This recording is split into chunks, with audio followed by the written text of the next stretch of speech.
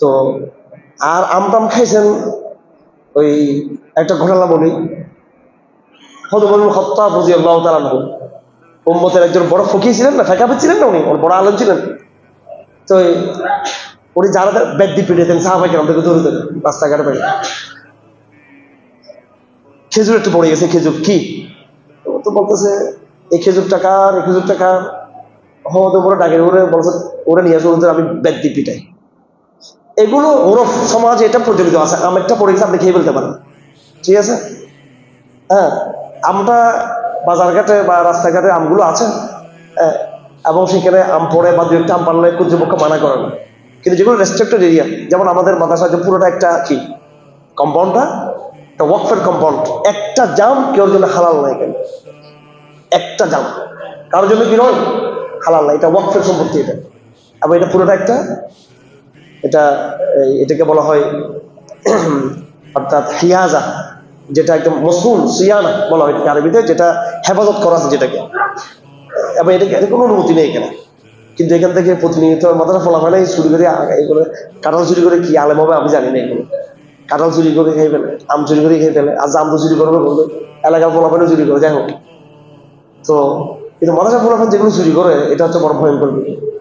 হ্যাঁ, তো যারা যারা ভাই কাঁঠাল টাল চুরি করছো আগে সব দাম দিয়ে ফেলবা। আমরা আমাদের পরিবার আমরা এখান থেকে ডাব গ্রহণ করে ডাব আমরা নিয়ে তার মূল্যটা পরিশোধ করে দিই আমরা, ঠিক আছে। কালকে একজনে কে যেন আমাকে কাঁঠাল দিয়ে গেলো আমাদের অফিসে, এটা বাতাসা কাঁঠাল, আর বলছে, বললাম এটা মূল্যটা যেন দিয়ে দেবে, যে আনছে কেউ স্টাফ একজন নিয়ে আসছে এটা ইয়ে করে দেওয়ার জন্য। তো এরকম যদি হয়ে থাকে তো অবশ্যই দাম পরিশোধ করে দিতে হবে। আর যেগুলো অনুমতি আছে, সামান্য একটা দুটো খেজুর একটা দুটো জাম পড়ে আছে, এগুলো খেলে কোনো ইয়ে নেই, সমস্যা নেই। এখানে যে মসজিদের পাশে জাম আছে, জাম পড়ে থাকবে সামনে, ওর জামার সামনে নিয়ে গেছেন, অসুবিধা নেই, পড়ে আছে এগুলো দুই দিন। কিন্তু আপনার গাছে উঠে পারলে সেটা আপনাকে জামান দিতে হবে, এটা জরিমানা আপনাকে দিতে হবে। এটা আপনি 70 বছর গেলেও ওই যে 1 কেজি আম চুরি করছেন, আপনি 2 কেজি আম চুরি করছেন, 10টা আম চুরি করছেন, এটা তাদেরকে কি করতে হবে, এটা ক্ষমা চেয়ে নিতে হবে, কেমন। আর এমনি যদি সামাজিকভাবে যদি অনুমতি থাকে এরকম আমটাম একটা দুইটা তিনটা চারটা, যেগুলো সামাজিকভাবে কর্তৃপক্ষ যেটাকে কি করে না, হ্যাঁ, নিষেধ করে না, ওটা সমস্যা নেই, ওটা তো কোনো অসুবিধা নেই। জেলখানায় আমরা যে এলাকায় থাকতাম প্রচুর আম গাছ ছিল, হ্যাঁ, আমাদের সুবিচার ছিল এগুলো খাওয়া যাবে না, এগুলো আমাদের এক দরবেশ হেফাজত ইসলামের নেতা একজন ছিল, বলে এগুলো আম তো এগুলো তো পুরো আসছে, এরা আমাদেরকে জুলুম করে ডুবেছে, সবকিছু গণিমত এগুলো হালাল এগুলো।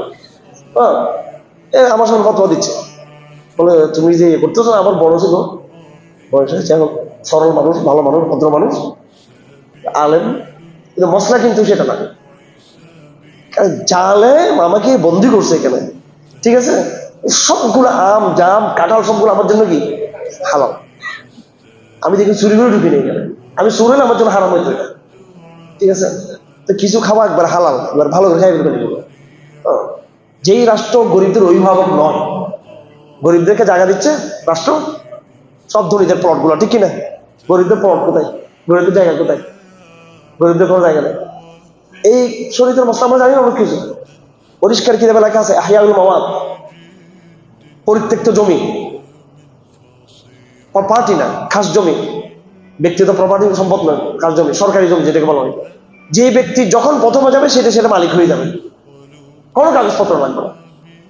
আপনি সাভার পার্কে গেছেন, অমুক জায়গায় গেছেন, এখানে কি আপনি একটা করছেন, আপনি যদি গরিব হয়ে থাকেন, হ্যাঁ, সরকার ওর আহমরি কোনো কাজে এটা আসতেছে না, পড়ে আছে, এগুলো আপনি মালিক হয়ে যাবেন, কে হয়ে গেছেন, এটা জমির মালিক হয়ে যাবেন, ভূমি ব্যবস্থার মালিক হয়ে যাবেন। জনগণ যেখানে গিয়ে সরকারি জায়গাতে প্রথমে সে কি করবে, দখল করবে, সেটা কি হয়ে যাবে, মালিক হয়ে যাবে, যদি ওই জায়গা সরকার কোনো জনস্বার্থ সংশ্লিষ্ট কি না করে, ঠিক আছে। রেলওয়ে জায়গা দখল করে আছে, সেনাবাহিনীর জায়গাকে জায়গা, আচ্ছা তাও বাদ দিলাম, সেগুলো এখানে বাহিনীর হয়তো কাজে লাগতে পারে।